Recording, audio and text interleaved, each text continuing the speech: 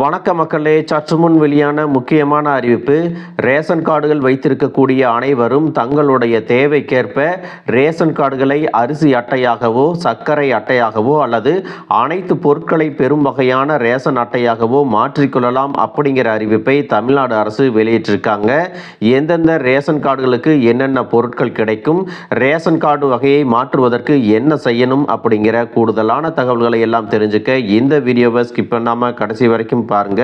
அப்பதான் நாங்க சொல்லக்கூடிய தகவல்கள் எல்லாம் முழுசா தெரியும். இப்ப வாங்க வீடியோக்குள்ள போயிடலாம்.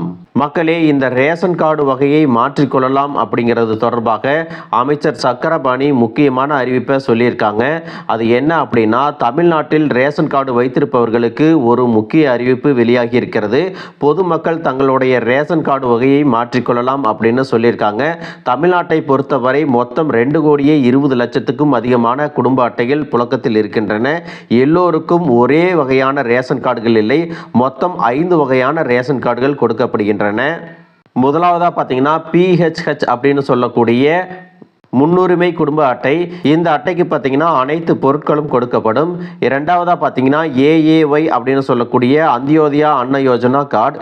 இது பார்த்தீங்க அப்படின்னா 35 கிலோ அரிசி உட்பட அனைத்து பொருட்களும் இந்த அட்டைக்கு கொடுப்பாங்க. மூன்றாவதா பார்த்தீங்கன்னா NPHH அப்படின்னு சொல்லக்கூடிய முன்னுரிமை அற்ற குடும்ப அட்டை, அதாவது அரிசி அட்டைன்னு சொல்லுவாங்க. நான்காவதாக பார்த்தீங்கன்னா NPHHS, அதாவது முன்னுரிமையற்ற குடும்ப அட்டை சக்கரை அட்டைன்னு சொல்லுவாங்க. அரிசியை தவிர மற்ற அனைத்து பொருட்களும் இந்த அட்டைக்கு கிடைக்கும் அப்படின்னு சொல்லுவாங்க. அதுக்கு அடுத்ததாக பார்த்தீங்கன்னா NPHHNC அப்படின்னு சொல்லக்கூடிய பொருட்கள் இல்லா அட்டை.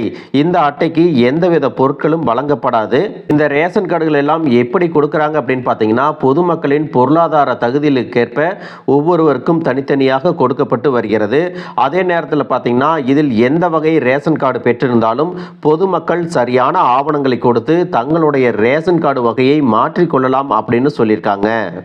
மேலும் பார்த்தீங்கன்னா 5 லட்சம் குடும்ப அட்டைகள், அதாவது முன்னுரிமையற்ற குடும்ப அட்டையிலிருந்து PHH அப்படிங்கிற முன்னுரிமை பெற்ற குடும்ப அட்டைகளாக மாற்றிக்கொள்ள நிறைய பேர் ரெக்வஸ்ட் கொடுத்திருக்கிறதாகவும் அவர்களுடைய கார்டுகள் விரைவில் மாற்றப்படும் அப்படிங்கிற தகவலையும் சொல்லியிருக்காங்க. அதுபோல திண்டுக்கல் மாவட்டத்தில் 13,700 முன்னுரிமையற்ற, அதாவது NPHH குடும்ப அட்டையிலிருந்து PHH முன்னுரிமை பெற்ற குடும்ப அட்டைகளாக மாற்ற நடவடிக்கை மேற்கொள்ளப்பட்டு வருகிறது அப்படின்னும் அமைச்சர் சக்கரபாணி சொல்லியிருக்காங்க.